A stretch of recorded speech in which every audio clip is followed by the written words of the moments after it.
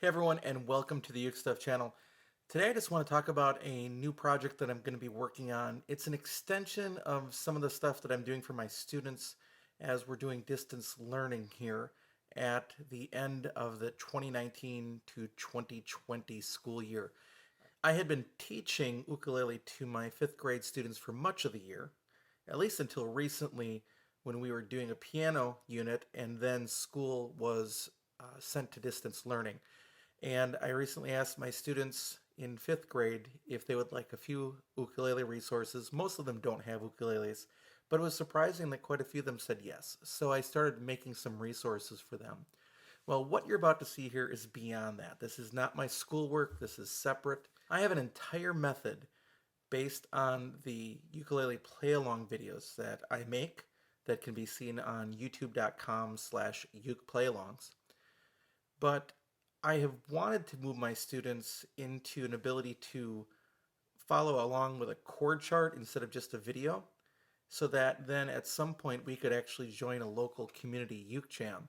And that was actually one of the things we were looking forward to maybe doing in May, having them come to our school or going and visiting the music store where they are at, but that's not going to happen now. So I'd still like to expose my students to the concept of reading music from what I call a chord chart. A lot of people call tabs, where you have printed notation and then the chords above that. Now I'd love to be able to do more of that with the pop music, but unfortunately with copyright and so forth, we're already pushing the boundaries by making play-alongs to existing songs. And the way that there's a workaround with that is that we don't get to monetize that content. What we create actually becomes like the content of the company that owns the copyright. And of course, YouTube takes their slice too. And we're okay with that, with the idea of being able to bring some pop music to our students. Well, I want to do some other things. And again, when you get together with a local group, maybe your group is a little different. There is a lot of traditional music that is in the public domain, folk songs and the like that have been around for a long time in our country and in our world. So what I decided to do was to start teaching my students one of those songs. So I made some resources for them and I've put that out there. But then I was thinking about it a little bit and I thought that I might like to share some concepts with the ukulele community as a whole, maybe other teachers, but also other players, and especially people that are just starting off. So I am now releasing something called Music Memo Playlongs. What in the world is that all about? Well, instead of using a canned recording or a recording that I get from somewhere else, I'm making the recording. And Apple products, the iPad and iPhone, have this interesting program called Music Memos.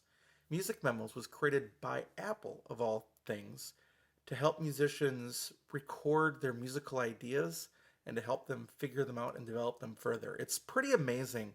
Apple found out that people were using voice notes, just normal voice memos on their iPhones to record their ideas, and they said, we can do something better here, and they did. So they released this app for free. You can download it right now. But one of the cool parts is when you play into the app, it analyzes what you're doing and what it's hearing, and it does a chordal analysis and tries to figure out what chords you're playing. So then you can go back and you can edit the chords because it doesn't always hear everything correctly. And then when you're done, you can export that file into GarageBand or into Logic and work on it further if you want. So what I'm doing here is nothing fancy. I'm recording my performance with a standard microphone, a Shure MV88 on my iPhone. I'm adding the existing bass and drums in Music Memos and exporting that out as an audio file and putting it as a play along. Now, a couple other things I'm going to do differently here. I will continue to make a standard GCEA and a baritone DGBE version. I will continue to make a short tutorial, although these should be much shorter because there's much less to say. And finally, I'm going to be able, because it's all music in the public domain, to release a actual chord chart where we call tabs. I'd call it a lead sheet even, with the musical notation and the chords above it, as well as a chord chart embedded for that for both standard GCEA and DGBE tuning.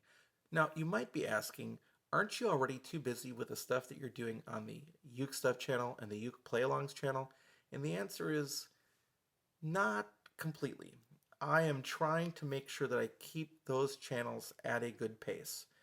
On the Uke Play Along channels, I want to put out no more than 2 videos per week, and in fact, the goal is actually just one. And then with the UkeStuff channel, the goal is no more than one post per day if I can help it, unless there's something really important going on or something that I really have to add or say. So with that, it gives me some flexibility to do some other projects. And these music memo play-alongs probably are only going to be happening one per week at the most, even if I go much further with it than I am. But for this first song, it's going to be The Bear Went Over the Mountain, and all those resources will be there. And if you have any feedback, I absolutely leave the feedback in the comments below and let me know what you think. So again, just wanted to introduce you to this new idea of a music memos play along. Also, as a little hint, check out the icon that I've kind of tweaked from Apple to make it ukulele relevant. And I hope things are going well for you and that you're having a great day. And as always, there will be more content for you in the near future.